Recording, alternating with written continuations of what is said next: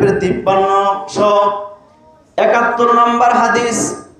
আল্লাহর নবী জনাবে মুহাম্মদুর রাসূলুল্লাহ সাল্লাল্লাহু আলাইহি ওয়াসাল্লাম বলেছেন, কোন পুরুষ যদি টাকনুর নিচে যদি কাপড় পরিধান করে এই ব্যক্তি জাহান্নামী। নাউজুবিল্লাহ বলেন। আমাদের সমাজে নাই? এখানে নাই? আছে না নাই?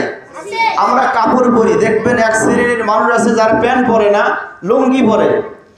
নতুন বিয়ে করছে, লুঙ্গি যখন পরে তখন দেখবেন পিছনে সব ছেড়ে দিয়েছে, আর এই শ্বশুর বাড়ির যত রকমের ময়লা আবর্জনা আছে সব ঝাড়ু দিয়ে নিয়ে যায়। ঠিক কিনা বলেন? করে না এরকম? ও মনে করে যে এটাই হচ্ছে ফ্যাশন। এটা কি? এটা ফ্যাশন। ও মনে করে এটাই ভালো, আর পিছনে যত ময়লা আছে সব লুঙ্গির সাথে লেগে যাচ্ছে। এরপরে দেখবেন স্কুল কলেজ পড়ুয়া ছাত্ররা, এখানে যারা আছেন মন খারাপ করবেন না, শিক্ষার জন্য বলছি। নবীজির প্রত্যেকটা হাদিস হচ্ছে শিক্ষণীয় বিষয়। আপনি যদি পালন করেন আপনি বেঁচে যাবেন, জাহান্নাম থেকেও বাঁচবেন, দুনিয়ার বিপদ আপদ থেকেও কিন্তু আপনি বাঁচতে পারবেন। ঠিক কিনা? মুসলমান ভাইরা আমার, এই যে টাকনুর নিচে আপনি কাপড় পরলেন, বোকাটে ছেলেগুলো দেখবেন এমন ভাবে প্যান্ট পরিধান করে, কোমর তো ফাঁকা, কোমর থেকে প্যান্ট নিচে চলে যায়, যাইতে যাইতে এক পর্যায়ে গিরোর নিচে, টাকনুর নিচে যে সমস্ত কাপড় পরা হারাম সেখানেই ঝলমলো করে। ঠিক কিনা? আজকে মেয়েদেরকে আল্লাহ রসুল সাল্লাল্লাহু আলাইহি সাল্লাম বলেছিলেন মেয়েরা কাপড় পরবে টাকনুর নিচে। কোথায়? টাকনুর নিচে। আর ছেলেরা পরবে টাকনুর উপরে। আচ্ছা, সৃষ্টি জগতে দুই নারী আর পুরুষ সমান? না, নারী আর পুরুষ তো সমান, কিন্তু সৃষ্টির মধ্যে ব্যবধান আছে না নাই? আছে না? সৃষ্টির মধ্যে ব্যবধান আছে। নারী আর পুরুষ কখনো এক হতে পারে না।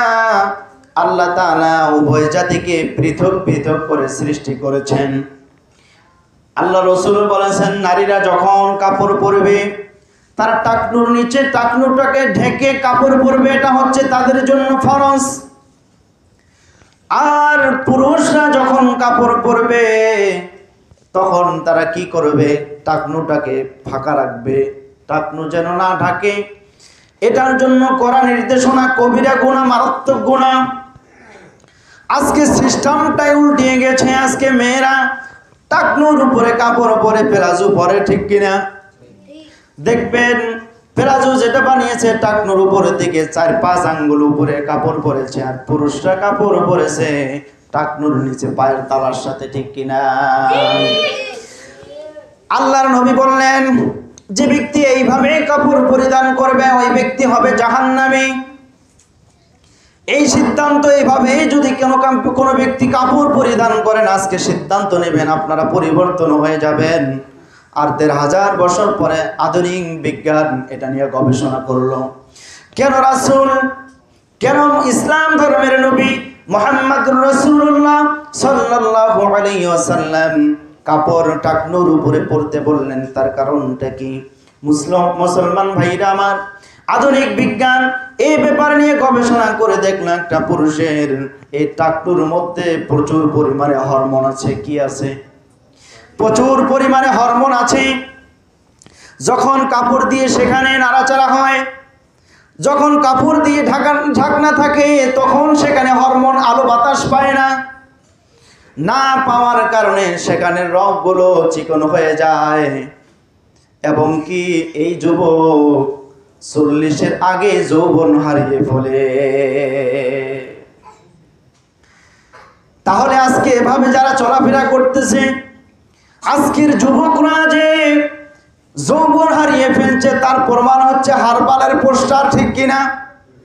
আজকে আপনি পোস্টার খুলবেন, বিভিন্ন জায়গায় দেখবেন হারবালের সাইনবোর্ড আছে কিনা। এরপরে দেখবেন হারবালের অ্যাডভার্টাইজ টিভিতেও আছে কিনা। এত অ্যাডভার্টাইজ তো আগে ছিল না। তার মানে এখনকার যুবকরা বিয়ের আগেই যৌবন হারিয়ে ফেলছে, প্রমাণ বিজ্ঞান করে দিচ্ছে। ঠিক কিনা?